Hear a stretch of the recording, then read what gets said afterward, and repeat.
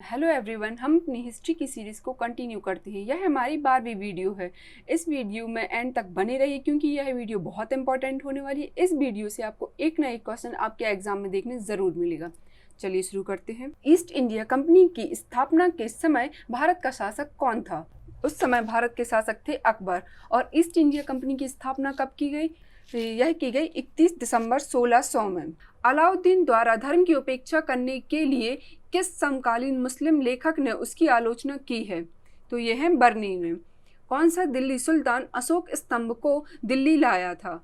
फिरोज शाह तुगलक। अच्छा, तो अशोक स्तंभ के बारे में आपको बता दूं, अशोक स्तंभ ही एकमात्र ऐसा स्तंभ है जिसमें अशोक के 7 स्तंभ लेख वर्णित हैं, जबकि जो अन्य स्तंभ हैं उनमें सिर्फ 6 लेख वर्णित किए गए हैं। किसके शासनकाल में मराठों के राज्य का सर्वाधिक प्रसार हुआ? बालाजी बाजीराव के शासनकाल में। अवध का अंतिम नवाब कौन था? ये थे वाजिद अली शाह। इन्हें ठुमरी नामक संगीत विधा का जन्मदाता माना जाता है। ठीक है। हड़प्पा कालीन मोहरों पर अंकित शंख युक्त शिरोवस्त्र पहने और पशुओं से घिरे हुए योगी की पहचान किस रूप में की गई है? यह की गई है पशुपति शिव के रूप में। पुनर्जन्म के सिद्धांत का प्रथम स्पष्ट आलेख किस ग्रंथ में प्राप्त होता है? यह होता है वृहद्रणायक उपनिषद में। संगम युग में युद्ध का प्रमुख कारण क्या था? यह था पशुओं की चोरी। किस मुगल कालीन भवन में पहली बार बड़े पैमाने पर पीतरा दौरा का प्रयोग व्यापक रूप से किया गया है? तो यह किया गया है ताजमहल में। अच्छा, कृत्य कल्पतरु के लेखक लक्ष्मीधर भट्ट किस राजा के मंत्री थे? तो यह थे गोविंद चंद्र गहरवाड़ा के। प्रसिद्ध गुलाम तुर्क अमीरों के संघ चालीसा की स्थापना किसने की थी? यह की थी इल्तुतमिश ने। इसकी स्थापना इन्होंने क्यों की थी और चालीसा क्या है? इसकी स्थापना इल्तुतमिश ने अपनी स्थिति को और अधिक सुदृढ़ तथा मजबूत बनाने के लिए अपने गुलाम वंश के निष्ठावान गुलामों को चयनित करके एक नया दल बनाया, जिसके सदस्यों की संख्या 40 थी, इसलिए इसे चालीसा कहा जाता है। द्वार समुद्र के होयसल वंश की स्थापना किसने की? यह की है विष्णुवर्धन ने। रेगुलेटिंग एक्ट की खामियों को दूर करने के लिए 1784 में कौन सा एक्ट पारित किया गया? यह था पिट्स इंडिया एक्ट। मौर्य काल में मार्ग कर वसूलने वाले अधिकारी को क्या कहते थे? शुल्काध्यक्ष। मोहनजोदड़ो की खुदाई किस नदी के तट पर हुई थी? यह हुई थी सिंधु नदी के तट पर। अकबर जिसे अपने जीवन काल में पूर्ण न कर सका परंतु उसे जहांगीर ने पूरा किया, वह कौन सा कार्य था? मेवाड़ की अधीनता। किस राजा के शासन काल में अष्टप्रधान मंत्री परिषद हुआ करती थी? यह होती थी शिवाजी के शासन काल में। मुगल काल के प्रसिद्ध चित्र साइबेरियाई सारस का चित्रण किसने किया था? यह किया था मंसूर ने। और साइबेरियाई सारस क्या है? एक पक्षी है। राजा की उत्पत्ति के विषय में प्रथम साक्ष्य किस ग्रंथ में मिलते हैं? ऐत्रेय ब्राह्मण में। संस्कृत के नाटकों में पटाक्षेप के लिए यवानिका शब्द का प्रयोग किया जाता है, यह किस भाषा का शब्द है? यह यूनानी भाषा का शब्द है। ईसा की प्रारंभिक शताब्दियों में छोम किसको कहा जाता था? छोम कहा जाता था लिनन के कपड़े को। बलबन ने दीवान ए अर्ज की स्थापना की, यह क्या था? यह था एक सैन्य विभाग। सुल्तान अलाउद्दीन ने दक्षिण भारत में 1347 ईस्वी में किस राज्य की स्थापना की थी, जिसकी राजधानी गुलबर्गा थी? यह कौन सा राज्य था? बहमनी राज्य। हुमायूं का मकबरा कहाँ स्थित है? तो यह है दिल्ली में। ईरानी भाषा के किस ग्रंथ की तुलना भारतीय ग्रंथ ऋग्वेद से की जाती है? यह है जैद अवेस्ता। बौद्ध धर्म के त्रिरत्न कौन थे? बुद्ध, संघ एवं धम्म। राज्य के सप्तांग सिद्धांत का प्रतिपादन किसने किया था? चाणक्य ने।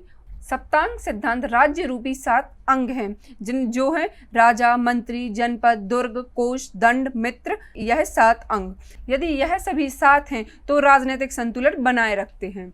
बंगाल के किस नवाब ने 1756 में आक्रमण करके कलकत्ता पर कब्जा कर लिया था? नवाब सिराजुद्दौला ने। खुर्रम द्वारा दक्षिण भारत में सैन्य अभियानों में महत्वपूर्ण सफलता अर्जित करने के कारण जहांगीर ने उसे क्या उपाधि प्रदान की थी? इन्हें शाहजहां की उपाधि दी थी। दिल्ली पर नादिर शाह एवं अहमद शाह अब्दाली का आक्रमण किस मुगल सम्राट के शासनकाल में हुआ? यह हुआ मोहम्मद शाह के शासनकाल में। क्लाइव के समय में बंगाल में श्वेत विद्रोह हुआ था, इसे किसने और किस लिए करवाया था?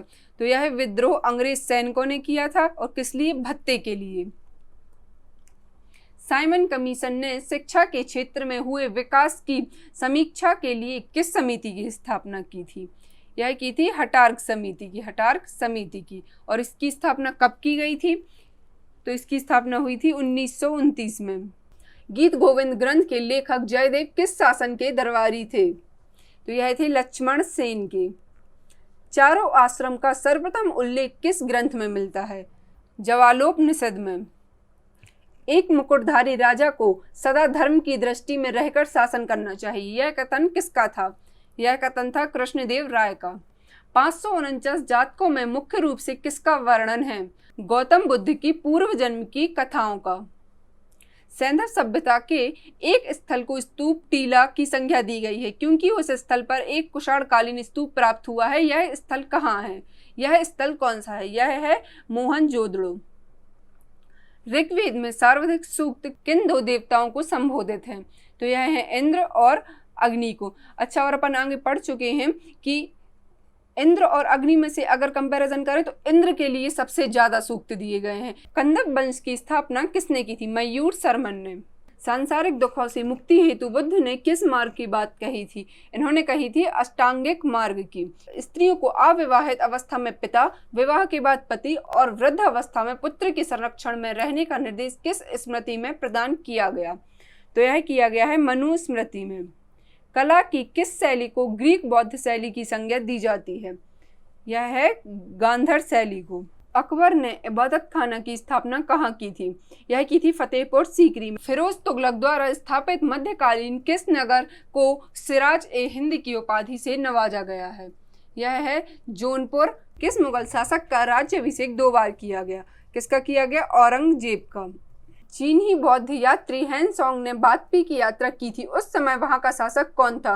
वहां के शासक थे पुलकेशिन द्वितीय। और हैंसोंग भारत कब आए थे? 7वीं शताब्दी में। और इन्होंने बुद्ध के जीवन काल से जुड़े सभी पवित्र स्थानों का भ्रमण किया था। अजातशत्रु किस वंश का शासक था? वह थे हांग वंश के। वेदों को अपौरुषेय क्यों कहा जाता है? मान्यता के अनुसार इनकी रचना देवताओं द्वारा की गई है, इसलिए इसे अपौरुषेय कहा जाता है। अपौरुषेय का क्या अर्थ है? जिसे कोई भी व्यक्ति नहीं कर सकता हो, अर्थात ईश्वर कृत। ठीक है। अस्तो मां सदगमय कहाँ से लिया गया है? यह लिया गया है ऋग्वेद से।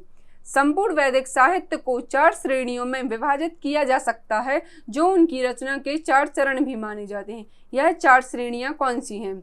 वेद, ब्राह्मण, आरण्यक और उपनिषद। रामचंद्र ने किसके सामने आत्मसमर्पण किया? मलिक काफूर के सामने। किस कलचुरी शासक ने कलिंग पर विजय प्राप्त कर त्रिकलिंगाधिपति की उपाधि धारण की? कर्ण देव ने। देवगिरी के यादव वंश की स्थापना किसने की थी? भिल्लम पंचम ने। होयसल वंश का अंतिम शासक कौन था? वीर बल्लाल द्वितीय।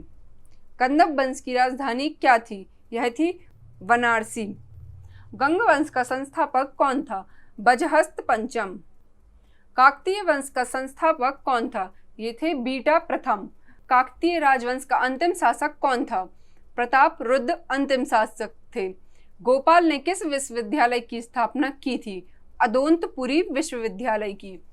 और यह स्थापना कब की गई थी? यह स्थापना की गई थी 7वीं शताब्दी में। धर्मपाल को किसने उत्तरापद स्वामी की उपाधि से संबोधित किया? गुजराती कवि सोडठल ने। उत्पल वंश का संस्थापक कौन था? अवंती वर्मन। ओदंतपुरी के प्रसिद्ध बौद्ध मठ का निर्माण किसने करवाया? देवपाल ने। सेन वंश की स्थापना किसने की? यह की है सामंत सेन ने गढ़ में। सेन वंश की राजधानी क्या थी? नदिया, जो कि लखनौती में स्थित है। दान सागर एवं अद्भुत सागर नामक ग्रंथ की रचना किसने की थी? यह की सेन शासक बल्लाल सेन ने।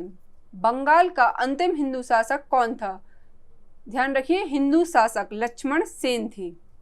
गीत गोविंद के लेखक जयदेव, पवनदूत के लेखक धोई एवं ब्राह्मण सर्वस्व के लेखक हलायुद्ध किसकी राज्यसभा में रहते थे? यह रहते थे लक्ष्मण सेन की। कश्मीर में काकरोट वंश, जिसे हिंदू वंश भी कहते हैं, की स्थापना किसने की? यह की है दुर्लभ बर्दन ने। और कब की? 627 ईस्वी में। बंगाल में स्थायी बंदोबस्त के रूप में इस्तमरारी बंदोबस्त का सूत्रपात किस गवर्नर जनरल ने किया? यह किया है लॉर्ड कॉर्नवालिस ने। भारतीय भाषा शास्त्र का सर्वाधिक प्राचीन ग्रंथ कौन सा है? अष्टाध्यायी। 1931 में महात्मा गांधी ने किस वायसराय के साथ बातचीत कर समझौता किया था? लॉर्ड इरविन के साथ।